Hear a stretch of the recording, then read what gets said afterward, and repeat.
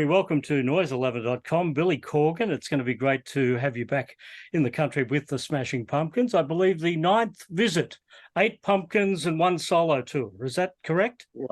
I don't know, but all I know is it's been a long time. I think 8 years since we've been there. So that's too long. That's too long for a country I really do love and have many friends there. So, yeah, I can't believe it's been this long. Yeah, 2015, 2012, 2010, 2008, 1998, 96, 94, and the solo tour of 2005. Yeah, I remember people getting mad at me on the solo tour. I remember that much. I remember that one. And I remember playing Big Day Out with Soundgarden and Bjork and the Ramones and Urge Overkill. That was a great bill. That would have been the first time you were down here, which if it serves me correct, you would have played at the Prince of Wales Hotel in Melbourne. Wow. So, you must go by the Prince of Wales and have yourselves a beer on the... There you go. I remember getting stung by a blue bottle in Byron Bay. Yeah. With a bunch of pasty musicians out for their day at the beach. I remember a member of Teenage Fan Club gave me a pot cookie, and I tripped my brains out for 8 hours trying to watch the Australian Open. I remember that. I remember the Ramones coming out on one of those baking only in Australia days wearing their leather coats. Yeah. And I said to Joey Ramone, how can you play in your leather coat with this kind of weather? And he said, it's the Ramones. We always have to wear the coats to start the show. These are great memories, my friend. Yes. Well, you'll be here with the National Wrestling Alliance as well. So tell me, how does that fit in with this tour, the World is a Vampire tour? You know, when I bought the NWA 5 years ago, it was like kind of a dying ember. And so part of bringing it back is proving to the wrestling culture at all that the NWA can go places that only I can take it. And there are opportunities. And I don't know if you saw today, it was just announced that the WWE is sold to the same group that owns the UFC, I think for somewhere in the neighborhood of $9 billion.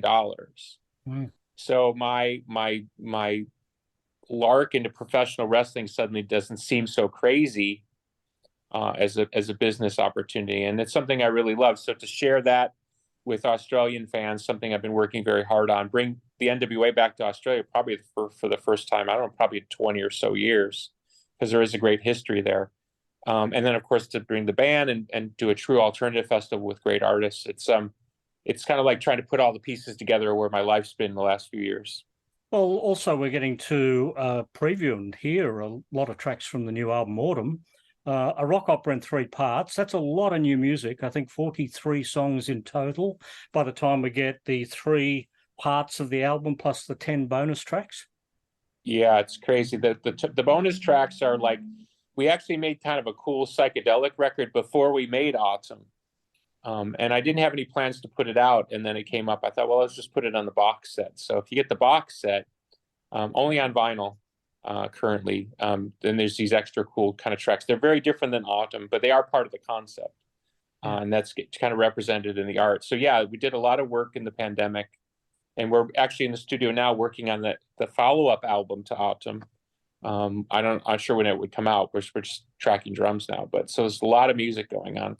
I was talking to a journalist the other day because they were asking about since James came back, and I said I think we've released, or we're about to release, I think 70 plus songs since James came back. So that's a pretty good run of music. Well, you've had 2 solo albums. There was also Pumpkins. So there's been 2 Pumpkins plus everything that we get to hear on Autumn. And the solo records. I mean, this must be your most prolific time ever. It's right up there. I think home stability helps, I'm home. I'm home instead of running around as musicians are wont to do. I have 2 little kids, 7 and 4, Augustus and Philomena. And I'm about to get married this year to my partner. We've been together for over 10 years, the mother of my children. So life is really good, and I'm really pleased. You're not always sure how your life's going to go, but I'm very pleased that I'm still very dedicated to music. My father, who died about a year ago, You know, he was very bitter about his experiences in music. So as he grew older, he became more bitter about music, even though he was a great musician. So I'm glad I've sort of avoided that, because that was something that always sort of worried me in the back of my mind, that I would reach a point where I would think, okay, it's just too much for me. It's too complicated, and it's about a lot of other things not to do with music. As we all know, the music business is complicated.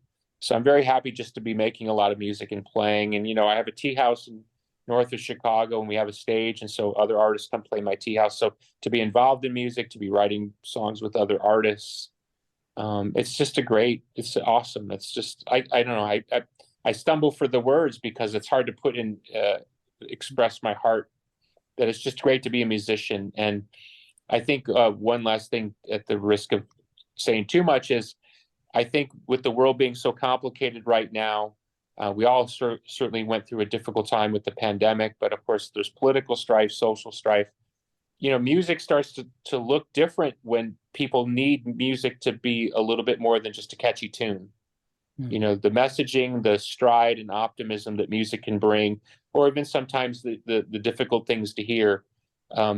Music can oftentimes is at its best when things are toughest. So I feel like I'm kind of standing in the right place at the right time, which I can't say I always felt that way. There's a bit of numerology going on with this new album too, isn't there? There are 11 songs per album, and 11 weeks apart. So Yes. we've got 1-1, 1-1, 1-1, and then 10 at the Yeah. end of that. So you've got 1 to 10, the beginning to the end, Yes. which kind of links back to a Smashing Pumpkins Batman song, doesn't it? Yeah. There's a common message going through all of that. Yeah. Well, I've always been attracted to numbers. You know, I was born 3/17/1967, and I always felt like the numbers in that were pretty lucky. And I think my daughter is born, like her numbers are really crazy. They're like a 9/27/18. So it's all is it 18? Anyway, I'm blowing up my own story. Her numerology is good. That's what was my point. I'm sorry. Well, even in the name, the Smashing Pumpkins, you know, if you just take Smashing and Pumpkins, you've got 8 and 8, and if you add Oh, there you go. Now you've you're got getting deep. 8, 8, and 3, which condenses down to a 1. Yeah, well, even William Patrick Corgan, right? So am I all? Let's see, William. No. This probably doesn't make for a very good interview. We know what we're talking about, Billy. Yes, sir. Yeah. Now, this album is also a sequel in a lot of ways to Melancholy and the Machines of God. You started off with the Zero character who became Glass and has now evolved on to Shiny. Yeah. Are there more plans for what you've done with the story here, like maybe a movie, a miniseries, a comic book? Yeah, we've had discussions, and my position has always been to be realistic about it. So I thought the most realistic thing would be, let's see how the album is received. So far, very well.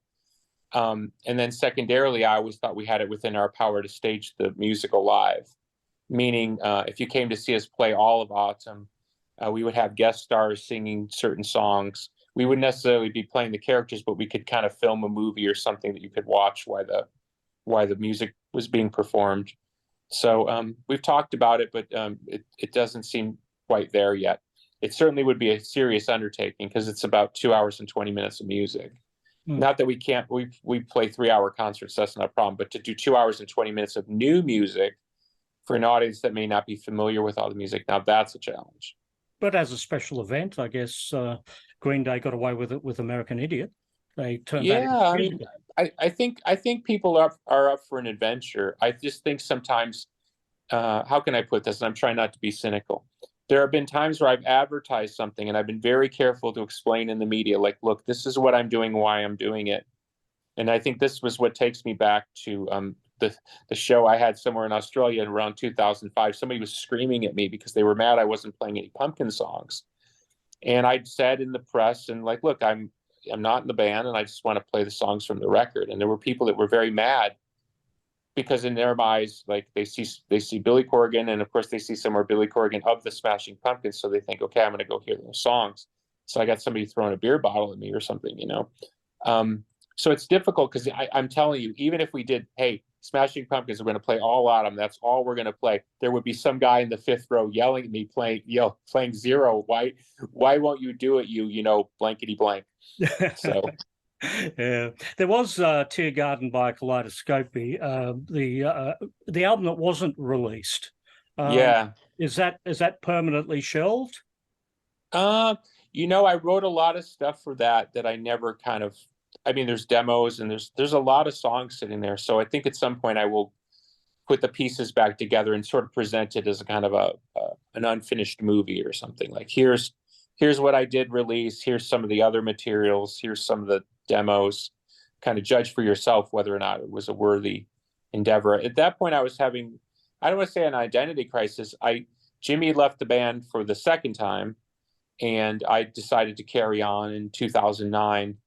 And I thought, I'm too lost in this music business, and I just need to go back to the guy who can go into a studio, write a stupid song, and make a recording and just put it out. So I started doing that for free, and it was really shocking to me, the reaction of in quotations, the hardcore Smashing Pumpkins fans that were still, I guess, my fans. They were so negative about what I was trying to do. I'm not one to read comments, but back then I did. So if I put out a new song and I read 100 comments, they were 90% negative. And I've been doing this for a while. At that point, I've been making music for over 20 years. I knew what was a good song or a bad song. I didn't think I'd written Stairway to Heaven, but I didn't, it wasn't the worst song in the world.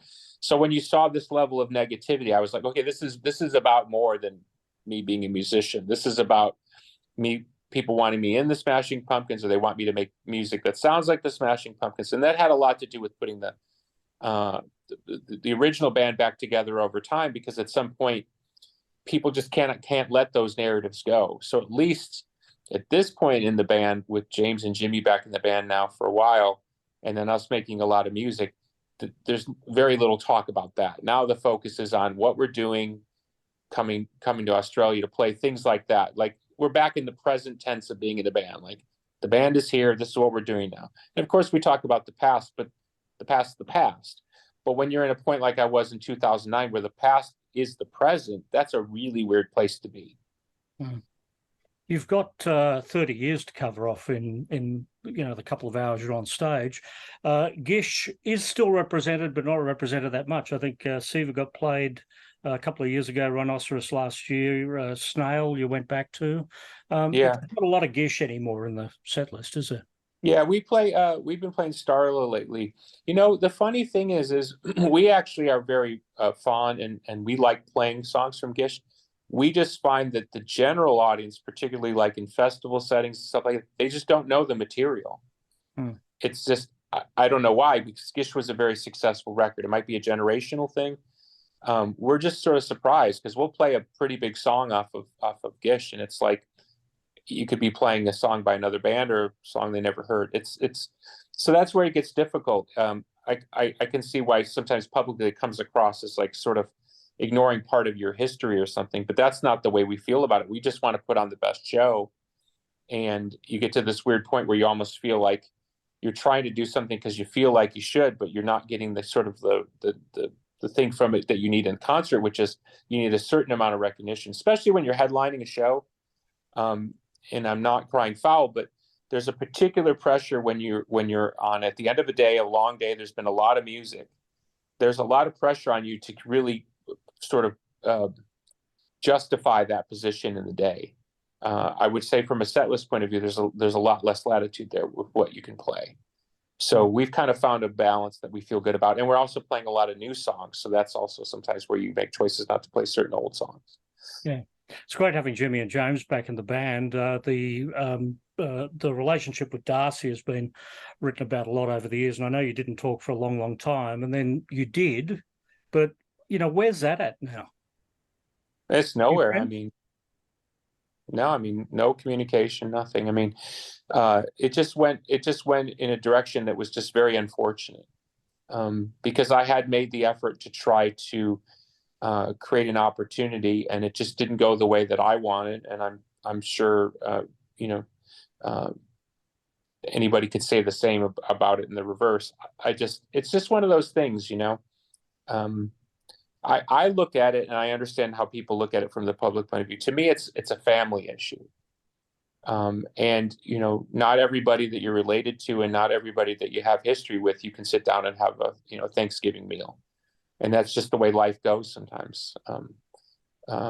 And that's it. We've just kind of moved on and gone back to the business of making music. So for us in the band, you know, James and Jimmy and I, we were predominantly the people doing most of the work internally with the band. Obviously not live, we shared those responsibilities. So from that aspect, you know, it doesn't really change the way we work because it's pretty much the way we worked. Yeah, and Jeffrey's been with the band for a lot longer than Darcy ever was. 14 or 15 years now. Jeff started in 2000. He started probably behind the scenes in 2006, but officially in 2007. So yeah, that's a good 16 years. Yeah. I mean, the first iteration of the band lasted, I think, 14 years. There's been the book of poetry as well, Blinking with Fists, 57 poems. Do the words come before the music for you? Or, you know, was this a case where you wrote the words and it didn't need music? No, I purposely wrote poems. I was sort of interested in breaking beyond the kind of the onomatopoeia of writing rock lyrics because I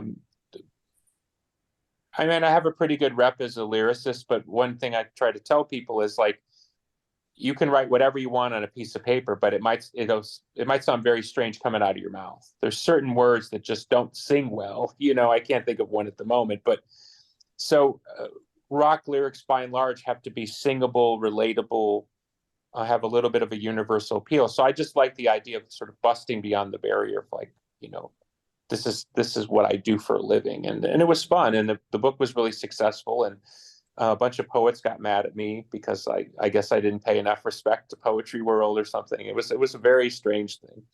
I remember one Smashing Pumpkins show at Rod Laver Arena in Melbourne decades ago. A transmission popped up by Joy Division. Adore, I think more recently you've been doing No Love Lost. That's obviously a favourite band of yours, Joy Division New Order. Well, you may not know this, but Jack Bates, who plays in the band, Peter Hook's his father. Oh. So when we played No Love Lost the other night in Mexico City, it was because his dad came and joined us on stage. I've known Peter since 1990. I met Jack when he was a little kid when I was playing with New Order in 2001. And so Jack's played with us, I think, about 7 or 8 years now. Wow. And so there's a lot of connection there, of course, because of his father and of me knowing his father all these years. So I always say Joy Division is they might be the most important rock band past the Beatles. Yeah. Yeah. In terms of influence and in terms of like what they created in their wake. It's been an amazing 30 years for you, hasn't it? Playing at David Bowie's 50th birthday party, inducting Pink Floyd into the Rock and Roll Hall of Fame, you know, singing with Robert Smith, a Bee Gees song. Yeah. You know, no like, less. There's so many stories over the years, isn't there? Yeah, I had a very charmed life very early on, and then something happened more so personally than publicly, but certainly publicly was part of the equation. And then I had to kind of walk away from a lot of that stuff. And I think the business at large, I almost became an orphan in the music business. I was in it, but I was no longer part of that circle, whatever that circle was, where I got invited to things and welcomed to things. And I spent a lot of time in those years wondering if I even wanted to be a musician anymore, because I felt sort of dispossessed, and that was my own kind of problem. So what's been interesting is I kind of came back to music on my own terms, figured things out, and have started to have success again. And now I'm starting to get brought back into that circle. But I've been out of it so long, I'm not really sure. Because when you're young, it's about status. And, you know, of course, when they want you to induct Pink Floyd in the Rock and Roll Hall of Fame, and who the hell is saying no, especially me as a huge fan. But now it feels different. It feels like it's more my own journey and less about the music business and how I fit in or don't fit into it. I had a conversation the other day with a journalist, and I was trying to explain to him that it's really weird to have been in the music business for over 30 years and had a lot of success. I mean, if you want to quantify it, I mean, our level of success is in the 0.0001 percentile, maybe even more than that, right? And yet there's still a part of the pumpkins that's kind of treated as like, we don't really understand you. We're not really sure what you're up to. What is this? So it's sort of satisfying that like somehow it's all kind of worked itself out. Like we've calmed down and we're kind of cool and let the world go on the way it's going to go on. And, you know, and at the same point, the business seems to kind of warm back up to what we represent. God knows why, but, you know, we're still here. And I think that's the most important part of that. Well, I guess you must know you've made it when you become a Simpsons character. Yes, but that was in the 90s, you see. I was on Family Guy about 4 years ago as a meme. I think I got name checked on Rick and Morty not too long ago. So I guess I'm still alive. That's my point. Have you shown the kids? Well, here, let me brag to you, okay? Because this is what really matters. Yeah, the kids have seen me in those things, but here's what really matters. My kids are watching SpongeBob, and I say to them, you know, by the way, Daddy knows SpongeBob. And they're like, how do you know SpongeBob? He's a cartoon character. I'm like, no, I know the guy who's the voice of SpongeBob. And like, how do you know him? And I was like, well, he was in one of my videos.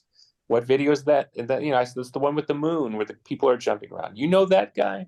So that's what really matters to my children.